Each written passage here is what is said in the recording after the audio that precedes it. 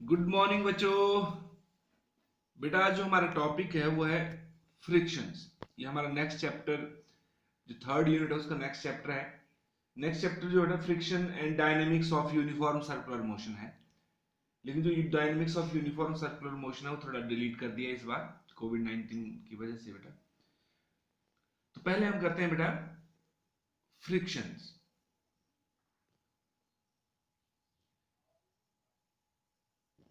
तो जो फ्रिक्शन, देखो बेटा हमने जो न्यूटन्स का फर्स्ट लॉ पढ़ा है, न्यूटन्स फर्स्ट लॉ क्या है, क्या पढ़ा है बेटा उसमें कि कोई भी ऑब्जेक्ट अगर रेस्ट में तो रेस्ट में रहेगा, या यूनिफॉर्म मोशन में अलोंग स्ट्रेट लाइन तो उसी में रहेगा, unless it is acted upon by some external force. मतलब अगर कोई ऑब्जेक्ट मोशन में है तो बिल्कुल सीधा चलता जाएगा एक स्ट्रेट लाइन में, वो अपने कभी भी डायरेक्शन ना अपनी वेलोसिटी को चेंज करेगा, ठीक है, वो यूनिफॉर्म मोशन में ही रहेगा। लेकिन बेटा हम अपने डेली लाइफ में देखते हैं जब कोई बॉल रोल कर रही है आगे को, तो कुछ टाइम के बाद क्या होती है बेटा, वो कुछ डिस्टेंस ट्रैवल करने के बाद वो रेस्ट में आ जाती है। तो वो जो न्यूटन्स का फसला तो क्या बोलते हैं कि जो ऑब्जेक्ट जो यूनिफॉर्म मतलब जो मूव कर रहा है कंटिन्यूसली एक डायरेक्शन में, तो वो कंटिन्यूसली उसी डायरेक्शन में और उतनी स्पीड से वो मूव करता जाएगा, unless it is acted upon by some external force. लेकिन ऑब्जेक्ट क्या करते हैं, जनरली रेस्ट में आ जाते हैं। जो कोई ऑब्जेक्ट मूव कर रहा है, जैसे बॉल रोल कर रही है, थोड़ी देर बाद रेस्ट में आ जाएगी। आप साइकिल चला रहे हैं एक प्लेन सरफेस में, आप पैडलिंग करना बंद कर दो तो थोड़ी दूर जाके साइकिल क्या हो जाएगी, रुक जाएगी, ठीक है। आप गाड़ी कार का इंजन बंद कर दो, कार थोड़ी दूर डिस्टेंस ट्रैवल करेगी और स्टॉप हो जाएगी। तो ऐसा क्यों होता है? क्योंकि यहाँ पर बेटा एक इनविजिबल फोर्स लगती है, और जो उन पार्टी जो ऑब्जेक्ट के मोशन को अपोज करती है, उसी अपोजिंग फोर्स को क्या बोलते हैं बेटा हम, फ्रिक्शन, ठीक है। जो ऑब्जेक्ट रेस्ट में आते हैं वो फ्रिक्शन, अगर यहाँ पर फ्रिक्शन नहीं होता है इस तरह यहाँ पर, और अगर हम ऐसा वर्ल्ड सपोज करें, फ्रिक्शनलेस वर्ल्ड सपोज करें, तो जो ऑब्जेक्ट कंटिन्यूसली मूव कर रहा है वो कंटिन्यूसली ही मूव करता जाएगा। वो स्टॉप क्यों होते हैं यहाँ पर? क्योंकि यहाँ पर एक इनविजिबल फोर्स लगती है, that is force of friction. जब ऑब्जेक्ट एक्चुअली मूव करे तभी मतलब उसको मोशन को अपोज करती है, ठीक है। अब साथ में बेटा हमने देखा है, जैसे हम कोई भी टेबल है, कुर्सी है, उसके ऊपर स्मॉल फोर्स अप्लाई करो, जैसे ये ऑब्जेक्ट है इसके ऊपर थोड़ी सी फोर्स अप्लाई करो, उधर को अप्लाइड फोर्स, तो हम देखते हैं कि ऑब्जेक्ट जो मूव नहीं करता है। लेकिन न्यूटन्स का जो फर्स्ट सेकंड लॉ बोलते हैं बेटा कि अगर हम किसी ऑब्जेक्ट पे फोर्स लगा रहे हैं, ठीक है, मान लो एफ है, तो मास इंटू एक्सल, तो एक्सेलरेशन कितनी आनी चाहिए बेटा, एफ अपॉन ए। जैसे मैंने पी अप्लाई फोर्स अप्लाई तो पी अपॉन ए, पी इक्वल एम इंटू ए, पी मतलब अप्लाइड फोर्स, तो पी इतनी एक्सेलरेशन आनी चाहिए बेटा। लेकिन जो ऑब्जेक्ट है, जब हम स्मॉल फोर्स अप्लाई की तो उसके अंदर कोई भी एक्सेलरेशन नहीं, जीरो एक्सेलरेशन है। तो ऐसा क्यों हुआ? क्योंकि बेटा उसी टाइम जैसे हमने इस ऑब्जेक्ट को मूव करने की कोशिश की, जैसे ऑब्जेक्ट को थोड़ी स्मॉल फोर्स अप्लाई की, तो उसी टाइम इसके अपोजिट डायरेक्शन में क्या डेवलप हुआ, फोर्स ऑफ फ्रिक्शन, जो उसके उस फोर्स को बैलेंस कर रही है, ठीक है। तो ध्यान देना है, जो फोर्स ऑफ, एक तो यहाँ पर जब ऑब्जेक्ट एक्चुअली मूव करे तो उसका मोशन धीरे धीरे रुक जाता है, और अगर कोई ऑब्जेक्ट क्या बोलते हैं रेस्ट में, उसको स्मॉल फोर्स अप्लाई कर तो उसके अंदर जो कोई भी एक्सेलरेशन नहीं आती, वो मूव नहीं करता। क्यों नहीं मूव करता? क्योंकि जो फोर्स ऑफ फ्रिक्शन अपोज करती है उसके मोशन को। तो ध्यान देना, फोर्स ऑफ फ्रिक्शन कब रोल प्ले करता है, एक तो जब ऑब्जेक्ट एक्चुअली मूव कर तब भी रोल प्ले करता है, और साथ में जब जब ऑब्जेक्ट टेंड्स टू मूव, मतलब इसको मूव करने की कोशिश कर रहा है, तब भी क्या होगा, उसके अंदर जो फोर्स ऑफ मतलब फोर्स ऑफ फ्रिक्शन डेवलप होती है। और फोर्स ऑफ फ्रिक्शन कहाँ डेवलप होती है बेटा? At the surface of contact between the two objects. जो ऑब्जेक्ट आपस में कॉन्टैक्ट में है, उनकी जो actual surface area of contact जहां पर, उसके ऊपर लगती है बेटा टेंजेंशियली, इधर, ठीक है। अगर अप्लाइड फोर्स इधर को तो उसके अपोजिट डायरेक्शन, और वो हमेशा इक्विवेलेंट अपोजिट, तो नेट फोर्स कितनी बन जाएगी बेटा, जीरो। तो ये ऑब्जेक्ट मूव नहीं करता है, ठीक है। फिर जैसे थोड़े थोड़े बढ़ाते जाएंगे तब क्या होगा, ये नहीं मूव करेगा, लेकिन एक टाइम ऐसा है कि उसके बाद वो, जब ये अप्लाइड फोर्स इस फोर्स ऑफ फ्रिक्शन से ज्यादा हो जाएगी, तो ऑब्जेक्ट क्या करेगा बेटा, उतनी फोर्स से आगे को मूव करेगा, मतलब एक्सेलरेट करेगा। तो what is force of friction? Force of friction क्या करता है बेटा, मोशन को अपोज करेगा। अगर ये फोर्स ऑफ फ्रिक्शन है तो स्मॉल फोर्स में भी ऑब्जेक्ट क्या करता है, मूव करता है। तो फोर्स ऑफ फ्रिक्शन क्या हुआ बेटा, फ्रिक्शनल फोर्स, सिंपली फ्रिक्शन बोल सकते हैं। It is an opposing force, friction is an opposing force that comes into play when one body actually moves, जैसे इस केस में एक्चुअली मूव कर रही थी, और इस केस में क्या है, इवन ट्राई टू मूव और even tries to move over the surface of another body. ये जब भी बेटा कोई चीज मूव करेगी, जैसे हम लोग मूव करते हैं तो हम किसके सरफेस के ऊपर मूव करते हैं, अर्थ के ऊपर, तो हमें से एक बॉडी दूसरी बॉडी के सरफेस के ऊपर मूव करेगी। तो पता लगे फ्रिक्शन क्या होता है, ये अपोजिंग फोर्स होती है जो कब रोल प्ले करती है, it comes into play when one body actually moves और even tries to move over the surface of another body, तब रोल प्ले करेगी बेटा। अगर ध्यान दो, अगर ऑब्जेक्ट के ऊपर कोई फोर्स नहीं लग रही है, ठीक है, तो then what is the force of friction, कुछ भी नहीं। जब आप फोर्स ही नहीं अप्लाई कर रहे तो जब ये ट्राई नहीं कर रहा है बेटा मूव करने की, तो फोर्स ऑफ फ्रिक्शन भी कितना होगा इस टाइम, जीरो। लेकिन जैसे इसके ऊपर थोड़ी सी फोर्स अप्लाई की, तो उसी time force of friction role play करना स्टार्ट कर देता है बेटा, ठीक है। तो फोर्स ऑफ फ्रिक्शन कब रोल प्ले करेगा बेटा, when one body actually moves और just try to move over the surface of, और even try to move over the surface of another body. अगर ये ट्राई नहीं करे तो फोर्स ऑफ फ्रिक्शन भी नहीं होगा। क्लियर हो गया?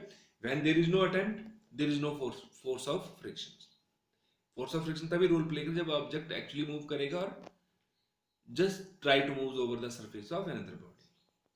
अब बेटा, अब नेक्स्ट है बेटा हमारे पास origin of sliding frictions. Origin of sliding friction, जब अब बेटा ऑब्जेक्ट मूव करेगा तो दो टाइप का मोशन होता है, हम आगे पढ़ेंगे धीरे धीरे। एक तो रोलिंग मोशन होता है और दूसरा स्लाइडिंग मोशन होता है, ठीक है। स्लाइड करते हैं, रोलिंग और स्लाइडिंग। टायर क्या करते हैं बेटा, सरफेस के ऊपर रोल करते हैं। अगर टायर नहीं होंगे किसी ऑब्जेक्ट के, तो वो क्या करेगा बेटा, स्लाइड करेगा। जैसे यही पेन मान लो, ठीक है, ये पेन हम ऐसे करेंगे तो ये क्या कर रहा है, स्लाइड कर रहा है, और हम ऐसे करेंगे तो ये क्या कर रहा है बेटा, रोल कर रहा है। जैसे ये रोल कर रहा है, अगर हम इसको ऐसे खींचेंगे तो ये क्या करेगा, स्लाइड करेगा, ठीक है। तो हम पहले ओरिजिन ऑफ स्लाइडिंग फ्रिक्शन निकालते हैं। जब कोई चीज उसके ऊपर सीट की चलती है, स्लाइड करके चलती है, तो वो बोलते हैं बेटा कि जो रफनेस है surfaces is the cause of frictions. ये ओरिजिन ऑफ स्लाइडिंग फ्रिक्शन, एक इसमें बेटा एक ओल्ड व्यूज है और दूसरे मॉडर्न व्यूज हैं। तो ये ओल्ड व्यूज के कारण है। पहले क्या मानते थे, ओल्ड व्यूज, ठीक है। जब शुरू में क्या मानते थे कि ओल्ड व्यूज क्या है, जो ओरिजिन ऑफ स्लाइडिंग फ्रिक्शन में ओल्ड व्यूज क्या मानते थे बेटा, roughness of the surfaces is the cause of frictions. ध्यान देना बेटा, जो सरफेस हमें स्मूथ भी लगता है ना बेटा, उस जैसे ये सरफेस स्मूथ है, लेकिन इसमें भी क्या है बेटा, बहुत सारे, जब हम इसको पावरफुल माइक्रोस्कोप से देखेंगे तो इसमें भी बहुत सारी इरेगुलरिटीज होंगी, ठीक है। तो जो सरफेस है वो इस तरह से होता है, जैसे मान लो ये सरफेस है तो इसमें बहुत सारी रफनेस होती है, रफनेस में इरेगुलरिटीज होती है। जब और जो सरफेस है हमें नेकेड आई से जो स्मूथ लगता है, it has many irregularity when seen through powerful microscope, ठीक है। जब हम इसके ऊपर कोई दूसरा सरफेस रखेंगे तो एक की इरेगुलरिटी क्या हो जाएंगे बेटा, दूसरे की इरेगुलरिटीज में इंटरलॉक हो जाएंगे एक दूसरे, ठीक है। When one surface placed on the surface of another body, then irregularities of one surface get interlocked with the irregularities of other surface, ठीक। अब मान लो इस सरफेस को हमने इधर को मूव करना है, तो अब इन irregularities को क्या करना पड़ेगा बेटा, जो इंटरलॉकिंग है, इस तरह से इंटरलॉकिंग होगी इनकी, इन इंटरलॉकिंग को क्या करना पड़ेगा बेटा, ब्रेक करना पड़ेगा। उसके लिए क्या लगानी पड़ेगी हमें, एक्स्ट्रा फोर्स, और उस फोर्स को, वही फोर्स किसकी मेजरमेंट करेगी बेटा, फ्रिक्शनल फोर्सेस की मेजरमेंट करेगी। जो स्लाइडिंग फ्रिक्शन है वो उसकी मेजरमेंट करेगी। क्लियर हो गया? ओरिजिन ऑफ स्लाइडिंग फ्रिक्शन समझ गए आप? Roughness of the surface is the cause of frictions. A surface which appears to be smooth for naked eye is found to have many large number of irregularities when seen through powerful microscope, ठीक है। और हर surface के लिए true है। When two bodies are in contact with each other, then irregularities of one surface get interlocked with irregularities of other, ठीक है।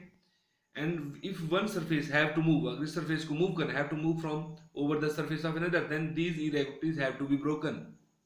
And जो हमें फोर्स लगानी पड़ेगी, and the force required to break these irregularities, sorry interlocking या irregularities, तो क्या करना पड़ेगा, उसी वही that gives the measurement of force of friction।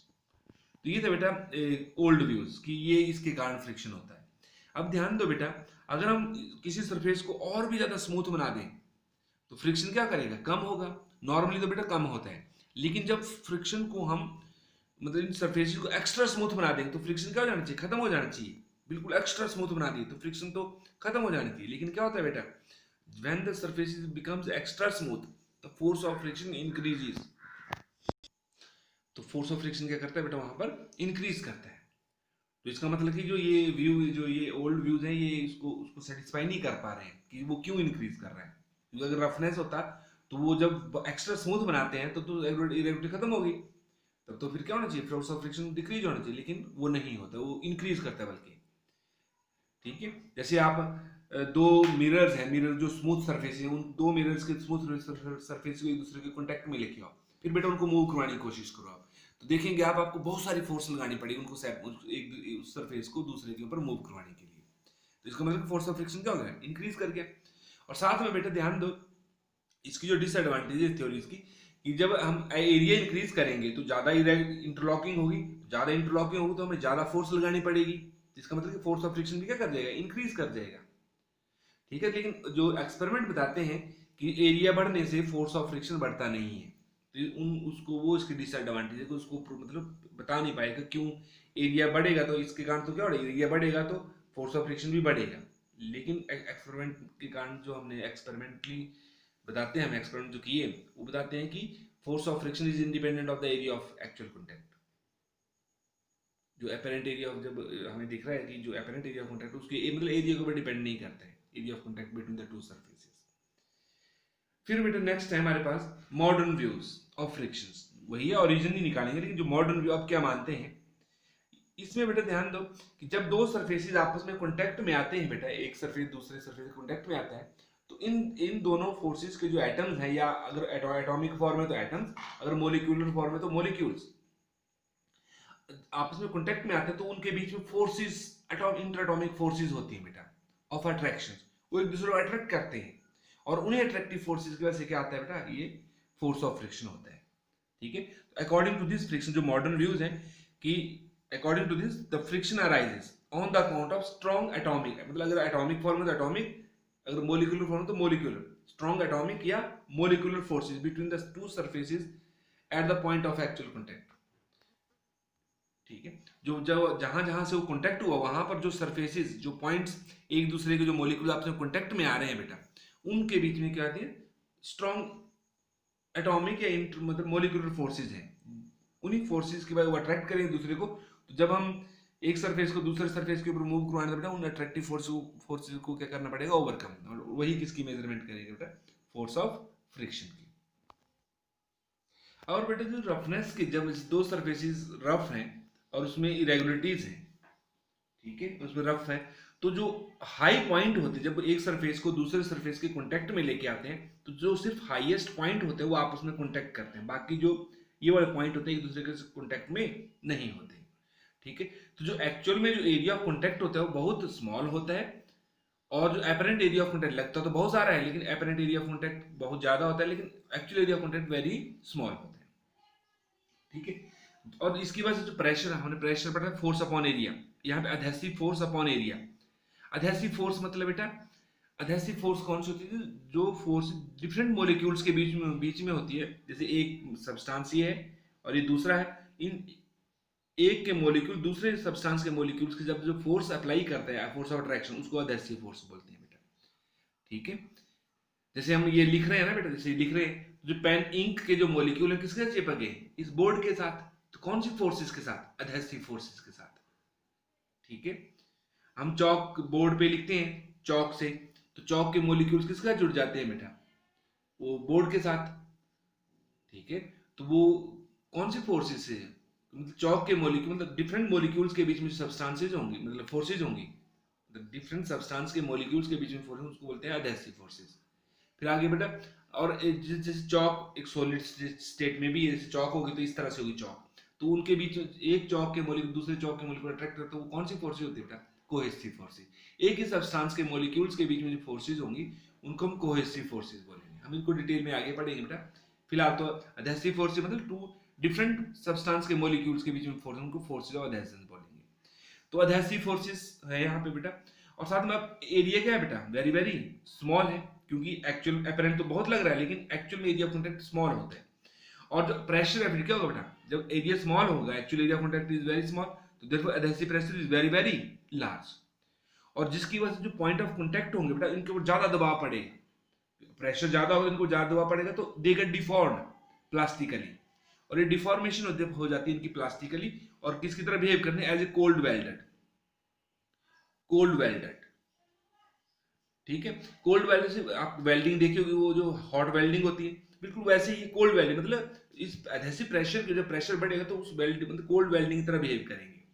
When मतलब वो अट्रैक्टिव फोर्सेज ही हैं वहां पर, जब इस सरफेस को बेटा इधर को मूव करवाना है इस, तो इन कोल्ड वेल्डिंग को क्या करना पड़ेगा बेटा, ब्रेक करना पड़ेगा। मतलब कोई कोल्ड वेल्डिंग किसके कारण है बेटा, फोर्स ऑफ अट्रैक्शन के कारण, मतलब उन फोर्स ऑफ अट्रैक्शन को ओवरकम करना पड़ेगा, इन कोल्ड वेल्डिंग को ब्रेक करना पड़ेगा, एंड दैट गिव्स द, जो हमें एक्स्ट्रा फोर्स लगानी पड़ती है उसको मूव करवाने के लिए, that gives the measurement of force of friction. ये बोलते हैं बेटा मॉडर्न व्यू कि जो इंटरएटॉमिक और मॉलिक्यूलर फोर्स ऑफ अट्रैक्शन होते हैं between two surfaces in contact, वही किसकी मेजरमेंट होती है बेटा, उसी के कारण कहते हैं फोर्स ऑफ फ्रिक्शन होता है।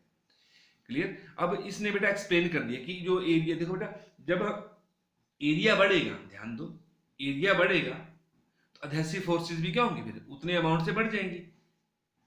अगर ये एरिया 2 गुना हो तो ये भी 2 गुना बढ़ेंगे, उतने पॉइंट ऑफ कॉन्टैक्ट होंगे, तो 2 से 2, और इनका जो रेशियो होगा 2 से 2 कैंसिल हो जाएगा, तो एडहेसिव प्रेशर क्या रहेगा बेटा, remain same, and the adhesive pressure which is responsible for force of frictions remain same.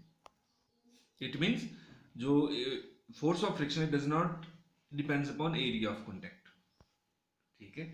और साथ में जब दो सरफेसेस को बेटा स्मूथ, एक्स्ट्रा स्मूथ बना जाते हैं, तो मॉलिक्यूल्स के बीच का जो डिस्टेंस होता है वो क्या होता है, हो जाता है बेटा, कम हो जाता है। जब मॉलिक्यूल्स के बीच का डिस्टेंस कम हो जाएगा तो फोर्स ऑफ जो एडहेसिव फोर्सेज हैं वो और भी स्ट्रांग हो जाएंगी। एरिया तो नहीं, लेकिन एडहेसिव फोर्सेज क्या होगा बेटा, स्ट्रांग हो जाएंगी।